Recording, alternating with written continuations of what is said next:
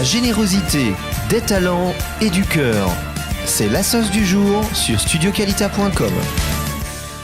Bonjour à tous, salut à tous et bienvenue sur studioqualita.com dans l'émission Focus Association. Et aujourd'hui, c'est un plaisir et un honneur de recevoir ici dans nos studios Judith Schwed-Lyon, vice-présidente de l'association OL Sarah. Bonjour Judith. Bonjour. Alors OL Sarah est une association à but non lucratif qui a déjà 40 ans et qui, avec beaucoup d'amour et d'abnégation, si je puis dire, s'occupe de l'insertion sociale et professionnelle des personnes handicapées moteurs. On va parler de l'association dans cette émission, mais avant, je voudrais qu'on évoque votre parcours. Tout à fait. Alors, bonjour. J'ai fait mon ALIA il y a 33 ans du Luxembourg. Et lorsque j'ai fini mes études, j'ai décidé de me consacrer à l'associatif. Donc, j'essaye d'amener un peu du bien ici en Israël. Judith, justement, OL Sarah, vous êtes engagée dans cette association depuis un certain temps. Est-ce qu'on peut revenir sur la genèse de l'association? Comment elle est née? Pourquoi elle est née? Tout à fait. Cette association est née il y a 40 ans et elle a été créée par un couple qui habitait à Bnei Brak et qui s'est rendu compte qu'il y avait énormément d'enfants qui étaient cachés dans des appartements et qui ne voyaient jamais l'air frais, le ciel bleu. Ils ont décidé de s'occuper de ces enfants. Ils les ont invités tous les après-midi à venir jouer dans leur salon. Et c'est comme ça que cette association s'est créée. Aujourd'hui, après 40 ans, elle a énormément évolué.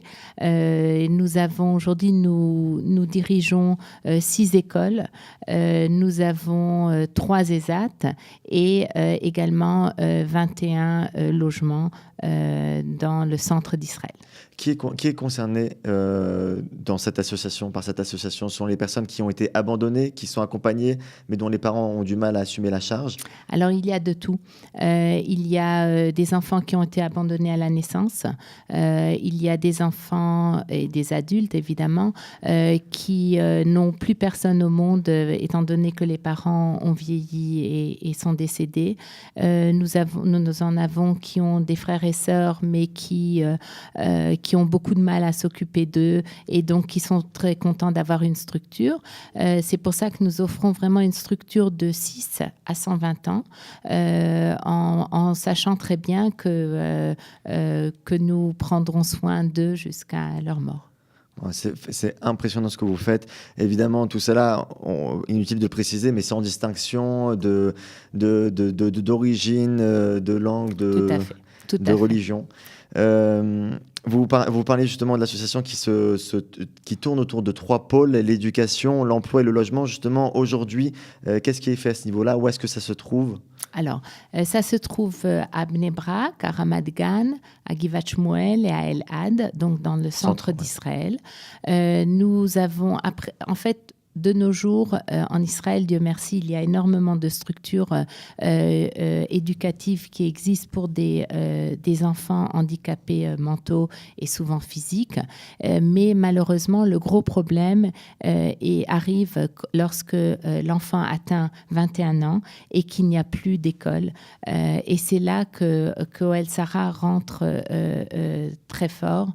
Nous prenons ces enfants, donc ces jeunes adultes, en charge et nous leur apprenons à travailler. C'est-à-dire que soit dans nos ESAT, soit nous les intégrons dans la vie professionnelle en leur apprenant vraiment ce que c'est le travail, être à l'heure, respecter les lois, etc. Et nous également, nous les logeons. Ils habitent dans des appartements entre 6 et 8 personnes et ils mènent une vraie vie en allant au supermarché, en se faisant à manger, en ayant l'après-midi des chougim et également, évidemment, beaucoup de thérapies qu'ils ont besoin. Comment, Judith, comment au quotidien on prend en charge tout ça? Comment on peut accompagner ces personnes-là au sein de l'association? Alors, point de vue financier, nous sommes financés à 90% du gouvernement. Nous avons beaucoup de chance que le gouvernement nous aide, que ce soit le ministre de l'Éducation, le ministre des Affaires sociales, etc., les municipalités en elles-mêmes. Et 10% sont en fait récoltés par des dons dans le monde entier. On va y revenir pour que nos auditeurs puissent aussi éventuellement participer à donner pour l'association.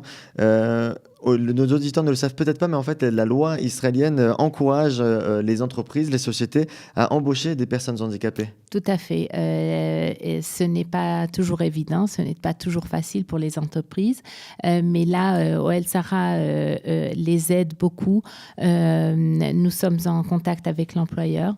S'il y a un problème, c'est nous qui intervenons, qui faisons des changements, des adaptations.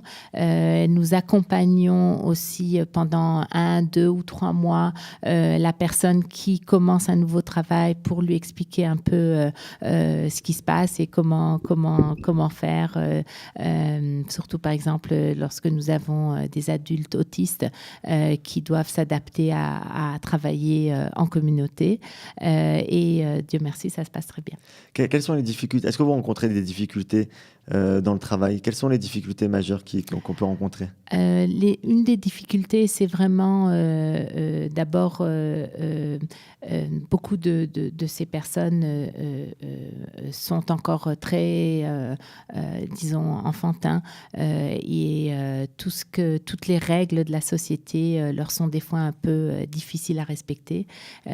Donc, nous exerçons, nous avons tout un programme de préparation à l'emploi, surtout aussi pour point de vue comportement, d'arriver à l'heure, de ne pas partir au milieu de la journée parce qu'on en a marre ou on a mal à la tête, de demander ses vacances et de ne pas prendre des vacances quand on a envie, et également surtout de travailler ensemble avec d'autres personnes qui ne sont pas nécessairement handicapées mentalement.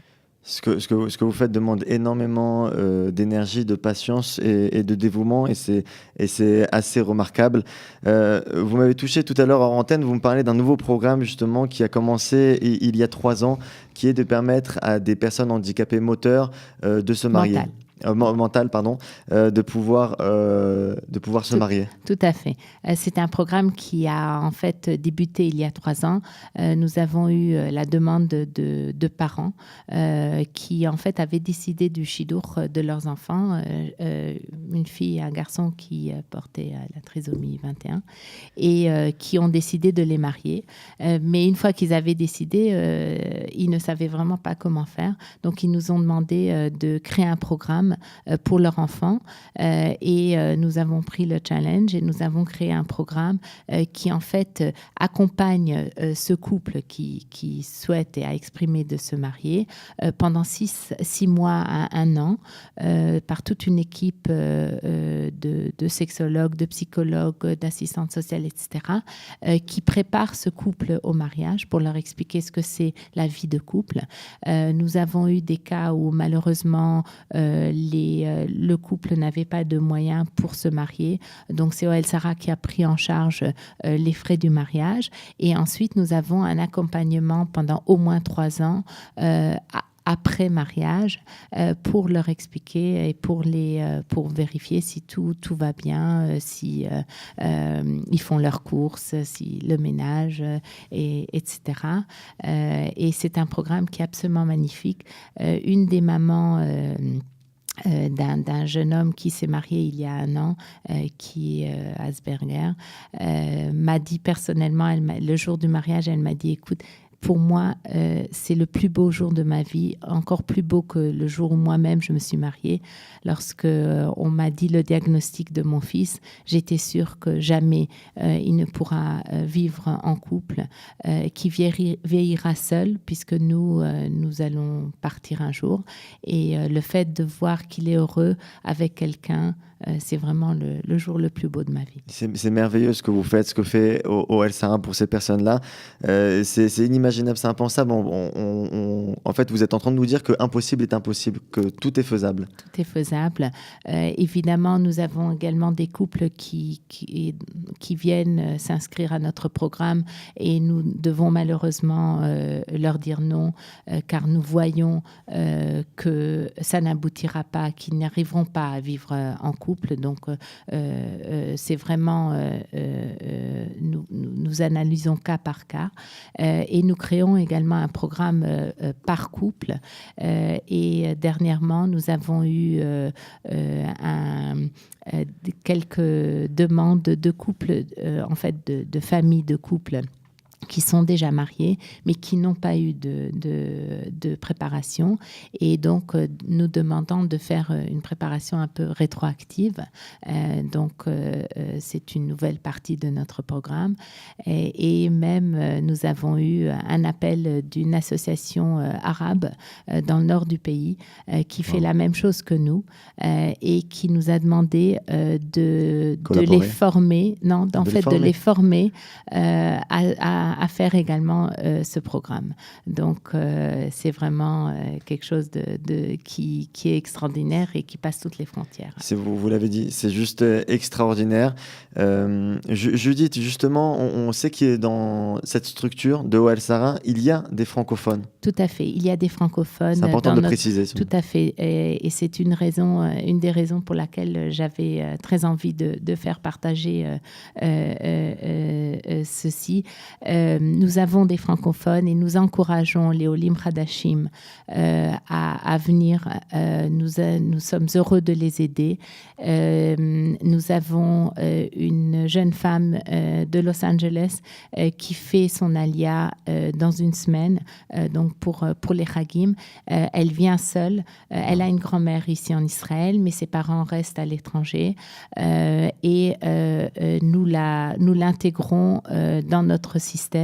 Et les parents savent que nous allons nous occuper d'elle jusqu'à 120 ans. Donc, s'il y a des Olim Hadashim qui sont en Israël ou qui veulent faire leur alia, ils sont les bienvenus à OL Sarah. Qu'ils sachent que nos auditeurs sachent que ce n'est pas du tout un frein à l'IA, c'est ni un obstacle ni un frein à l'IA, ce que vous êtes en train de nous dire. Tout à fait. Il faut juste qu'ils deviennent Olim Hadashim. Ils ne peuvent pas rester touristes. Ils doivent être Olim Hadashim afin d'obtenir toutes les subventions des différents ministères. Mais qu'il y a une structure d'accueil qui est là pour les prendre en charge. Tout à fait. Et vous nous disiez juste avant, en fait un peu plus tôt dans l'émission, que jusqu'à 21 ans, plus ou moins, en Israël, il y a assez de structures d'accompagnement et pour insérer les personnes qui sont handicapées mentales. Mais après 21 ans, ça devient compliqué et que finalement, OL Sarah prend la relève. Tout à fait, tout à fait. Nous sommes donc au centre d'Israël. Il y a d'autres organisations également qui s'en occupent. Mais nous sommes la seule et la plus grande association au centre d'Israël et nous sommes très heureux d'accueillir de plus en plus de jeunes gens qui veulent, et même des personnes âgées qui veulent intégrer notre programme. Alors nous pouvons inviter, on profite de ce temps d'antenne pour pouvoir inviter nos auditeurs aussi à participer éventuellement à OL Sarah par le biais de donations. Alors où est-ce qu'on peut faire un don? Alors, on peut soit me contacter moi ou alors aller sur notre site internet olsarah.org et donc faire même un don par internet ou alors nous joindre au bureau. Comment on peut vous joindre? Vous avez un numéro? Alors, mon numéro de téléphone, 052 60 70 828. Voilà, c'est noté. Merci beaucoup, Judith Schwed-Lyon, pour cette belle leçon de vie. Il n'y a rien à dire, ça laisse un peu sans voix.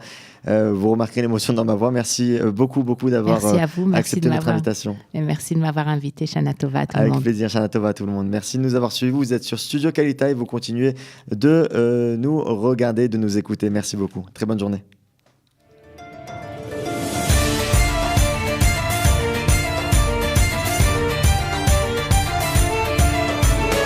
De la générosité, des talents et du cœur, c'est la sauce du jour sur studiokalita.com.